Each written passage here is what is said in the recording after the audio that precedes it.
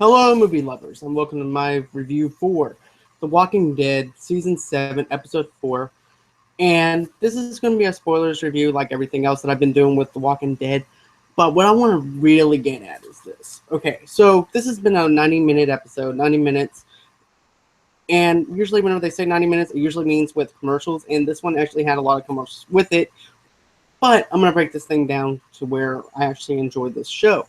So this episode is called Service. So we ended up opening it up where Negan is over there. He wants Rick to let him into Alexandria. Everybody else don't know how to react to Negan. They don't know who Negan is. They don't know the fear that comes with Negan or anything like that, or why Rick is scared of Negan. And then all of a sudden you see him interact with all the other people in Alexandria. You know that he wants their mattresses. You know that he's wants everything of theirs because everything that belongs to them is now belongs to Negan.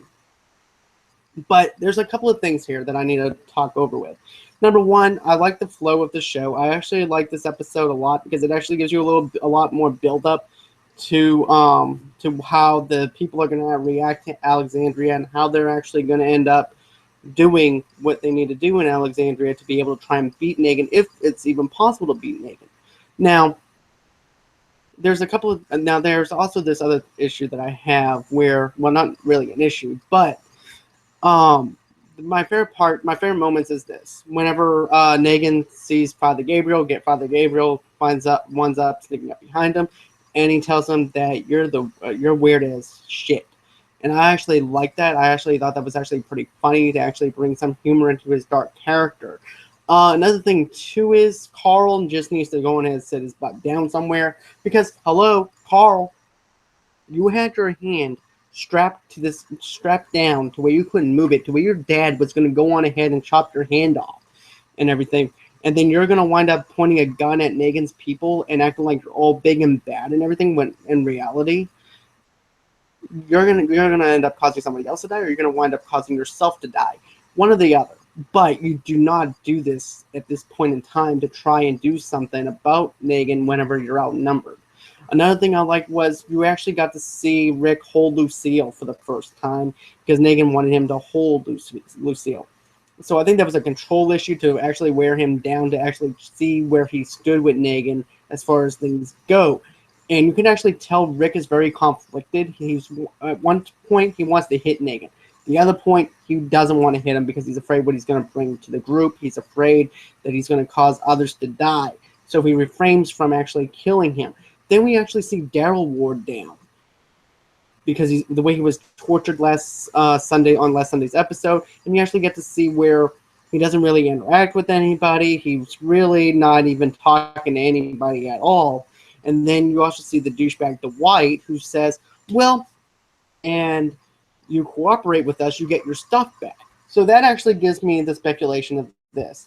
I think this is what's going to happen with Daryl. I think he's going to end up joining Negan after a while, but what I'm thinking is he's going to pretend that he's joining Negan. He's going to wind up getting his stuff back, and then once he gets his stuff back, he's going to figure out a way to backstab Negan to where they can actually be able to handle this whole entire issue. But that's just me speculating at the moment as far as this goes. I know his character's supposed to go dark, as I mentioned before, but I feel like maybe that's what they're going to probably do with his character. I feel like that's what Daryl would do. Another thing is, too, you actually get to see Michonne shoot a rifle for the very first time, and she's actually practicing trying to shoot at Walker, and she can't barely, she misses and everything, and then she winds up taking the katana, and she winds up killing the Walker.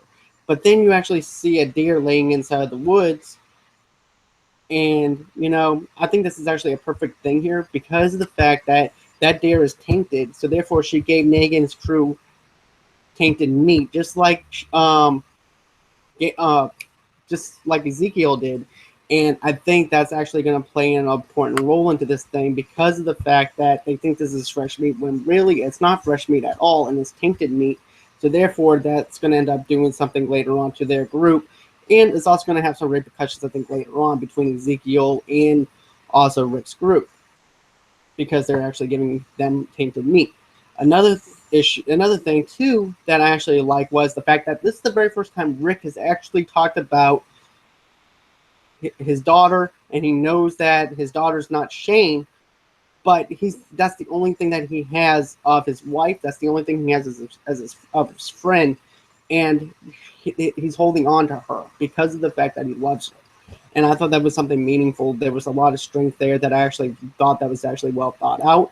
I actually thought that this whole entire episode was really thought out too, because of the fact that we needed this kind of episode to see where these people stand with Negan, to see what's going on. And then Russell is a total douche and everything through this whole entire thing. He winds up hiding the guns, and then the next thing you know, Rick is trying to scramble to where the guns are, because otherwise the person who's keeping track of the guns is gonna wind up being killed. You know, I actually like that part because of the fact that it's making you wonder, okay, who has the guns? And I was thinking maybe Carol has the guns because she's not even accounted for, and even they even brought that up, that someone else is not even, that's in Alexandria, that's not even there at the moment. Morgan's not there, and Carol's not there to be accounted for.